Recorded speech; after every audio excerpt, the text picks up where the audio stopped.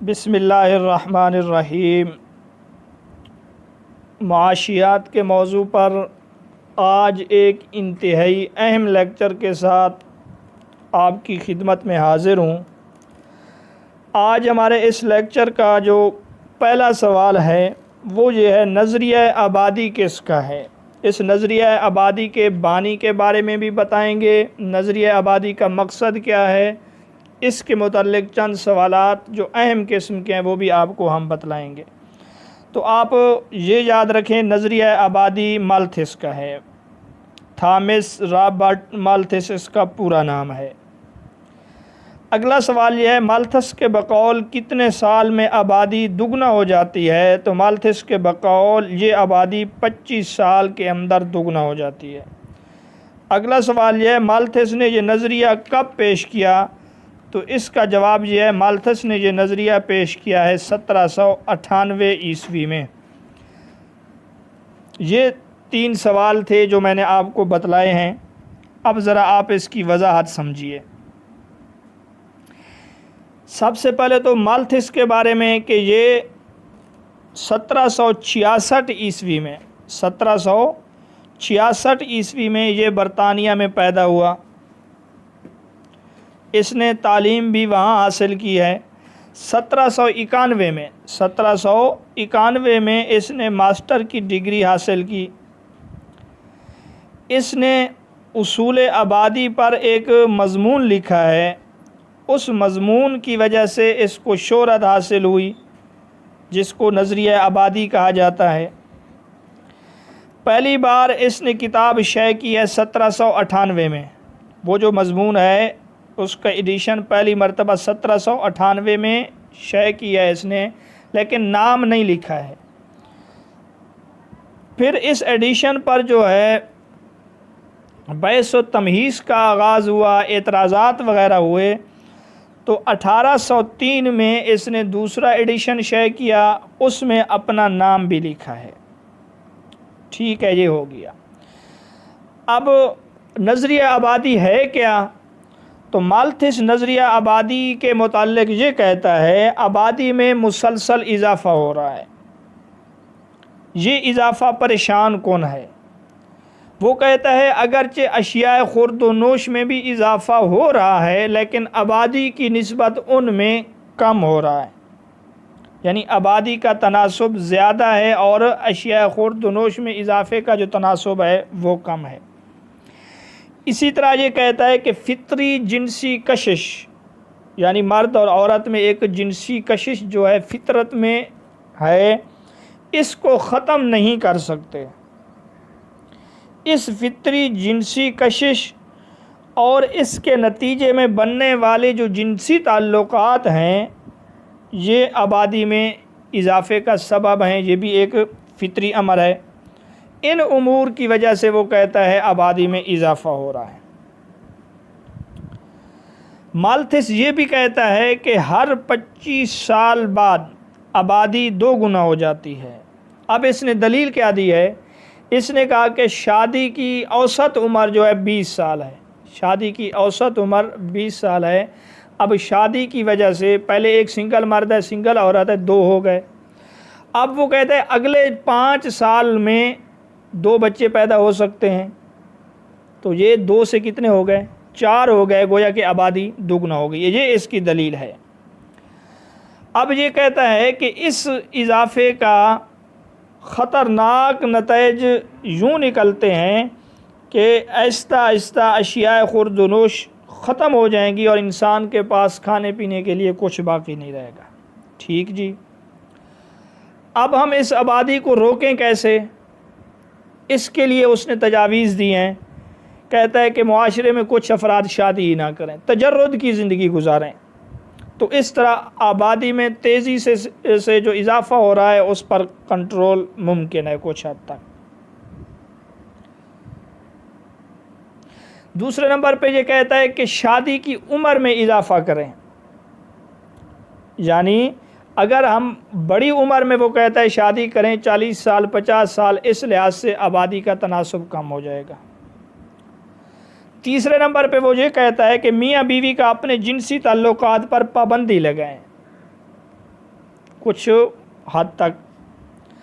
چوتھے نمبر پہ وہ یہ کہتا ہے کہ جو شادی شدہ جوڑے ہیں وہ منصوبہ بندی کریں، اس لحاظ سے بھی شرح پیدائش میں کمی ممکن ہے۔ اور چھٹے نمبر پر یہ کہتا ہے کہ مانع حمل ادویات استعمال کریں اور دیگر مصنوعی طریقوں سے آبادی کو روکنے کی کوشش کریں۔ اگر نہیں کریں گے تو کیا ہوگا؟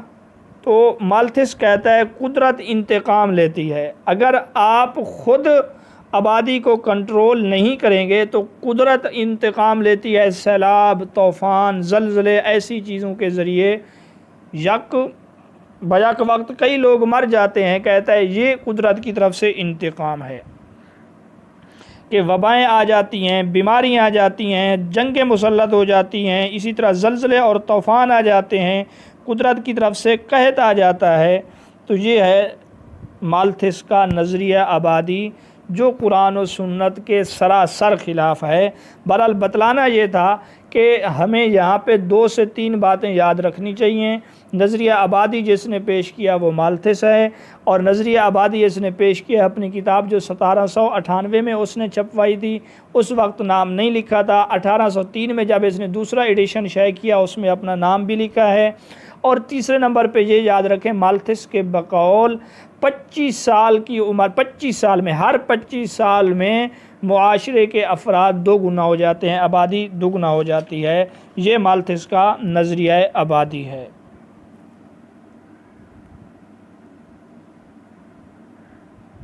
ہمارا سوال جو ہے وہ نظریہ لگان کے متعلق ہے۔ نظریہ لگان کس کا ہے؟ تو نظریہ لگان جو ہے ڈیوڈ ریکارڈو کا ہے۔ نظریہ لگان کی اس نے تعریف کیا کی ہے؟ تو ڈیوڈ ریکارڈو کہتے ہیں لگان زمین کی پیداوار کا وہ حصہ ہے جو ایک کاشتکار زمین کو ازلی اور پائیدار صلاحیتوں کے استعمال کے بدلے ادا کرتا ہے۔ آپ سے تعریف میں یہ پوچھا جا سکتا ہے یہ کس کا نظریہ ہے، اور آپ سے یوں بھی پوچھا جا سکتا ہے کہ نظریہ لگان کس کا ہے۔ یہ ڈیوڈ ریکارڈو جو ہے 1772 میں پیدا ہوا اور خاندان یہودی تھا۔ یہ پوچھا جا سکتا ہے اس کے خاندان کے متعلق بھی۔ اس نے والدین کی مرضی کے خلاف ایک کویکر لڑکی سے شادی کی ہے۔ یہ کویکر جو ہے نا، عیسائیوں کی مجلس احبا کے کارکن کو کویکر کہتے ہیں۔ یہ لوگ لڑائی جھگڑے کے سخت مخالف ہیں عیسائیوں میں۔ تو یہ یہودی تھا، اس نے شادی جا کے کی ہے عیسائیوں سے، تو اس وجہ سے گھر والوں نے اس کو باپ نے علیحدہ کر دیا۔ اس کے بعد اس نے کتاب کا جو ایڈم سمتھ کی کتاب ہے ویلتھ آف نیشن، اس کا مطالعہ کیا۔ اس کی وجہ سے اس کو معاشیات میں دلچسپی پیدا ہوئی، تو اس نے ایک کتاب لکھی ہے معاشیات اور محاصل کے اصول۔ معاشیات اور محاصل کے اصول، اس میں اس نے اپنا نظریہ پیش کیا۔ ٹھیک جی، اب چلتے ہیں ریکارڈو کے نظریہ لگان کی وضاحت کیا ہے۔ ریکارڈو یہ کہتا ہے کہ زمین بھی اگر ہوا کی طرح وافر مقدار میں ہوتی، ہر کوئی اس کو حاصل کر سکتا، تو اس صورت میں اس کی کوئی قیمت نہ ہوتی اور اسے ایک مفت چیز سمجھا جاتا۔ وہ لکھتا ہے کہ قدیم زمانے میں جب آبادی کم تھی، زمین کی یہی حیثیت تھی، یعنی ہوا کی مانے جو چاہتا اس کو استعمال کرتا۔ تو کہتا ہے اولین کاشتکاروں نے سب سے پہلے زرخیز ترین زمین پر قبضہ کیا، تو زرخیز ترین زمینیں آہستہ آہستہ ختم ہو گئیں، تو انہوں نے اس سے کم زرخیز زمین پر قبضہ شروع کر دیا۔ اس صورت میں زرخیز ترین زمین کی مقدار چونکہ ضرورت سے کم ہو گئی اور وہ مفت میں دستیاب نہ ہو سکتی تھی، اس لیے ایک مفت شے ہونے کے بجائے ایک قیمتی چیز بن گئی، کیونکہ اگر اس زرخیز ترین زمین کے 1 ایکڑ کا مقابلہ اس سے کم زرخیز زمین کے 1 ایکڑ سے کیا جائے تو جو زیادہ زرخیز زمین ہے ظاہر بات ہے اس کی پیداوار زیادہ ہے، اور جو کم زرخیز ہے ظاہر بات ہے اس کی پیداوار کم ہے۔ تو اسی طرح پھر زمینیں کم ہوتی گئیں، پھر آخر میں گھٹیا زمینیں آ کے بچ گئی ہیں۔ چنانچہ اس صورت میں جب اتنی پیداوار دے کہ جو محنت اس پر کی جاتی ہے اس کا معاوضہ اس کو مل جائے، تو اس وجہ سے وہ کہتا ہے زمین کی جو ازلی پائیدار صلاحیتوں کے بدلے میں جو کچھ مالک زمین کو وہ دیتا ہے یہ نظریہ لگان ہے۔ بہرحال یہ اس کا مختصر، آپ اس کی تعریف یاد رکھیں اور یہ یاد رکھیں کہ یہ نظریہ ڈیوڈ ریکارڈو کا ہے۔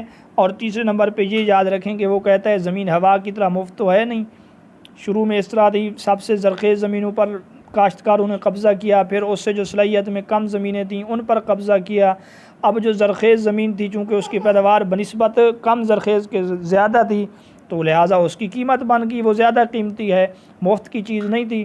تو اس وجہ سے جب وہ دوسرے کو دیتے ہیں اس کے بدلے میں جو زمین کے اندر جو ازلی صلاحیت موجود ہے کہ یہ کاشت پیداوار میں زیادہ ہے، تو ازلی اور پائیدار صفت کی وجہ سے جو وہ استعمال کرتا ہے اس کے بدلے میں جو کچھ مالک زمین کو دیتا ہے وہ لگان ہے۔ یہ ڈیوڈ کا وہ ہے۔ باقی اسلامی نظریہ لگان کے 3 اصول ہیں۔ اسلامی نظریہ لگان پوچھا جا سکتا ہے کتنے اصول پر مبنی ہے؟ اسلامی نظریہ لگان 3 اصول پر مبنی ہے: عدل، احسان اور نفی ظلم۔ معاشیات کے اندر اجرت کے متعلق بھی بحث کیا جاتا ہے۔ اس اجرت کی بھی قسمیں ہیں۔ اجرت کہتے کسے ہیں؟ سب سے پہلے تو آپ یہ سمجھیں، ہم سابقہ لیکچر کے اندر بھی اجرت کے متعلق بتلا چکے ہیں، اجرت سے مراد جو شخص کسی ذہنی یا جسمانی کاوش کے بدلے میں لیتا ہے، مثلا ایک بندہ ذہنی محنت کرتا ہے یا ایک بندہ جسمانی محنت کرتا ہے، اس کے بدلے میں جو کچھ اس کو ملتا ہے اس کو اجرت کہتے ہیں۔ اس اجرت کی 2 قسمیں ہیں۔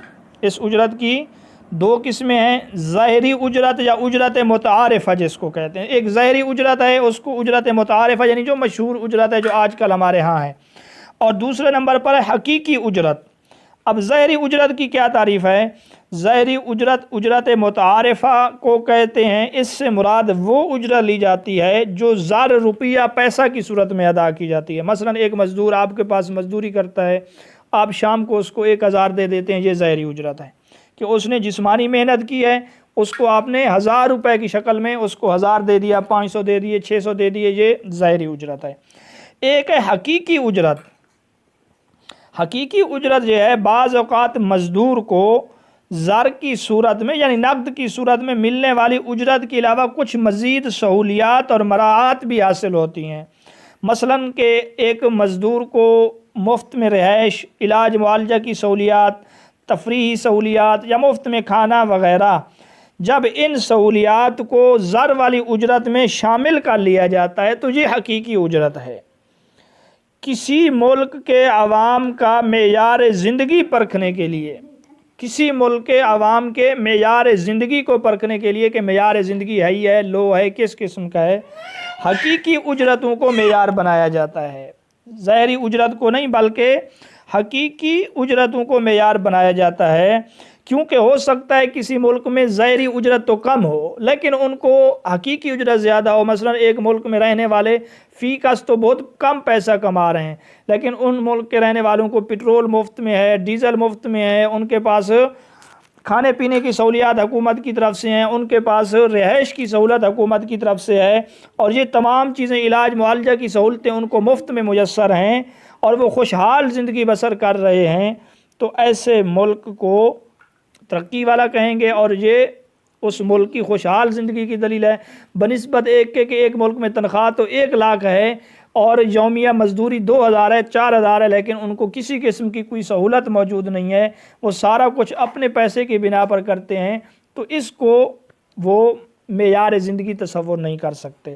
ٹھیک ہے، تو آپ یہ بات یاد رکھیں، اجرت کی 2 قسمیں ہیں: ظاہری اجرت، حقیقی اجرت، اور دوسرے نمبر پہ یہ یاد رکھیں کسی ملک کے عوام کا معیار زندگی پرکھنے کے لیے حقیقی اجرت کو معیار بنایا جاتا ہے، ظاہری اجرت کو معیار نہیں بنایا جاتا۔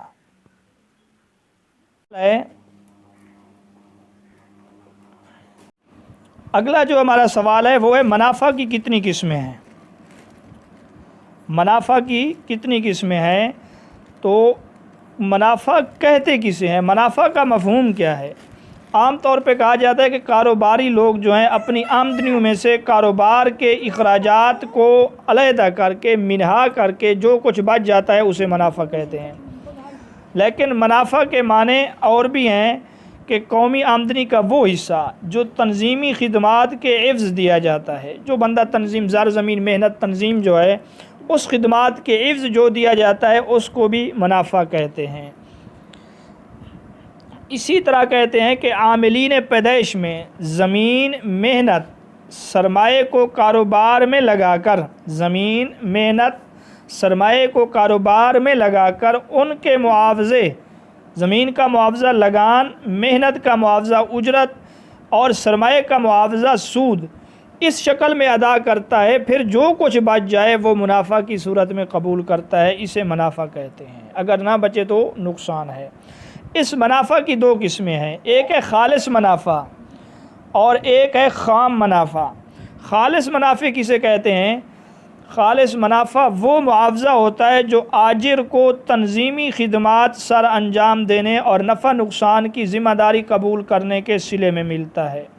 یعنی زر زمین محنت تنظیم میں آجر جو ہے جو تنظیمی خدمات سر انجام دیتا ہے، تنظیم یعنی کسی چیز کے لیے وہ انتظامات وغیرہ کرتا ہے، خدمات اس تنظیم کی خاطر جو سر انجام دیتا ہے، پھر اس میں تنظیم میں اس کو نفع اور نقصان دونوں چیزوں کا احتمال ہے، ہو سکتا ہے کہ اس میں اس کو نفع ہو سکتا ہے اس میں نقصان ہو، تو اس تنظیم کے بدلے میں اس کو جو کچھ منافع ملتا ہے اس کو کہتے ہیں خام منافع، خالص منافع۔ اس کے علاوہ جو منافع اس کو ملتے ہیں وہ ہے خام منافع۔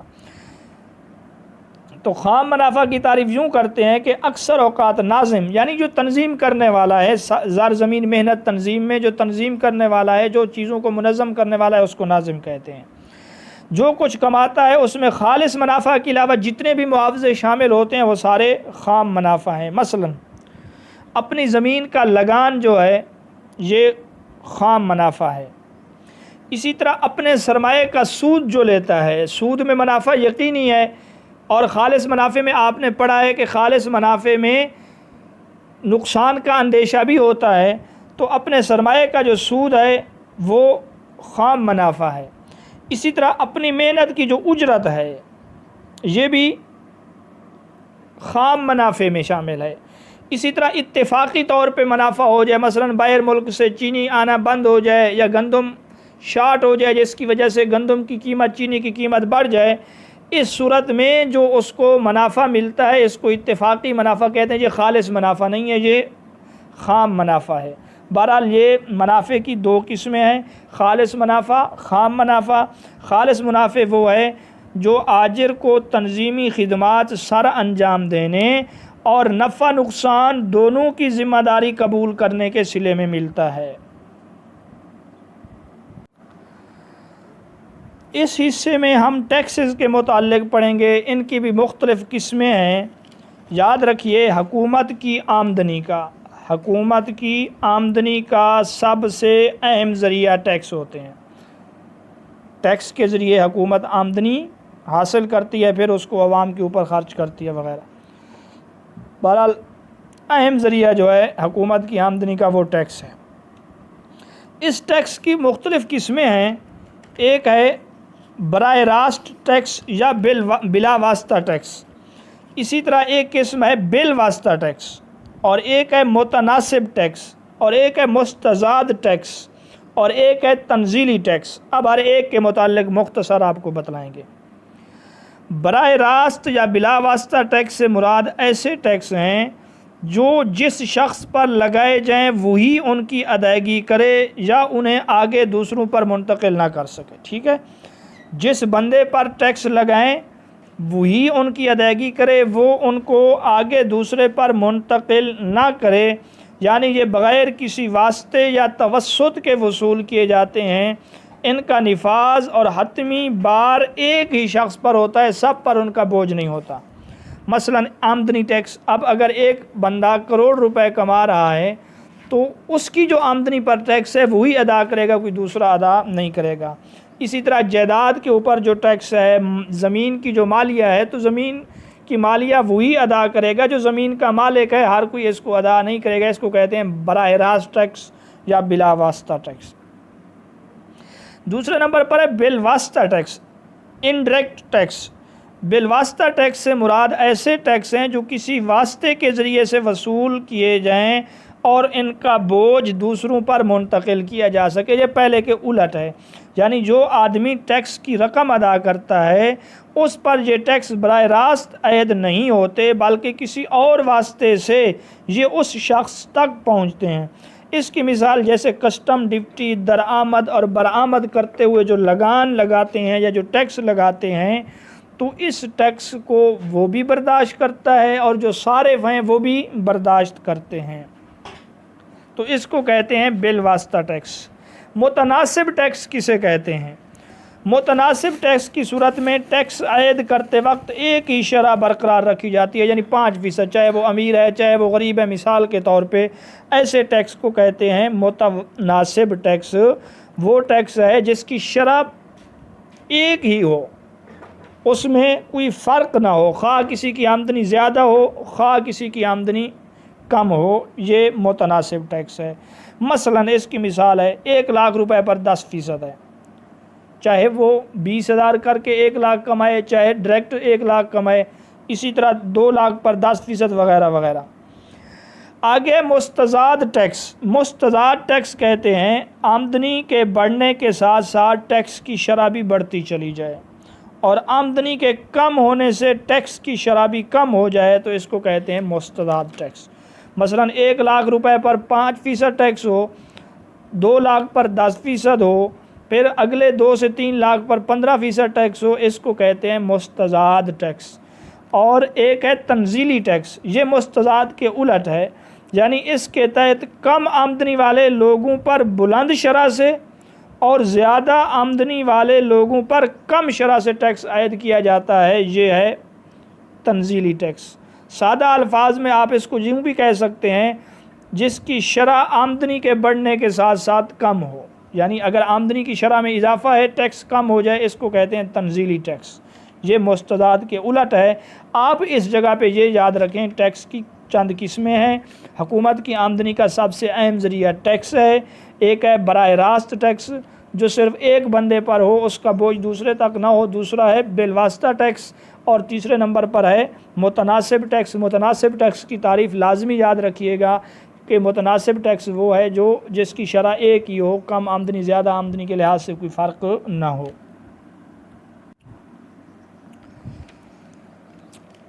معاشیات کا جس کو بابائے معاشیات کہا جاتا ہے، ایڈم سمتھ، اس نے ٹیکس عائد کرنے کے 4 اصول بتلائے ہیں۔ یہ پوچھا جاتا ہے کہ ٹیکس کے 4 اصول کس نے بتلائے ہیں، یا یوں بھی پوچھا جا سکتا ہے کہ ایڈم سمتھ نے ٹیکس کے کتنے اصول بتلائے ہیں۔ تو ٹیکس کے اصول اس وجہ سے ہیں تاکہ ٹیکس کی رقم صحیح طور پر اکٹھی ہو سکے اور مطلوبہ مقاصد پر درست طریقے سے استعمال ہو سکے۔ تو سب سے پہلا اصول جو ہے اصول مساوات ہے۔ ایڈم سمتھ کہتا ہے ٹیکس عائد کرتے وقت مساوات کے اصول کو سامنے رکھنا چاہیے، یعنی ہر شخص اپنے حصے کے مطابق ٹیکس ادا کرے، یعنی ہر شخص ٹیکس اپنی حیثیت کے مطابق ادا کرے۔ جس شخص کی آمدنی زیادہ ہو وہ زیادہ ٹیکس دے، اور جس کی آمدنی کم ہو وہ تھوڑا ٹیکس دے۔ اس کو کہتے ہیں اصول مساوات۔ یہ پہلا اصل ہے ایڈم سمتھ کے 4 اصولوں میں۔ دوسرے نمبر پر ہے اصول تیقن۔ اس کا مطلب یہ ہے کہ وہ کہتا ہے ٹیکس ادا کرنے والے کو پتہ ہونا چاہیے کہ اس نے کتنا ٹیکس ادا کرنا ہے، کب ادا کرنا ہے، کہاں پر ادا کرنا ہے۔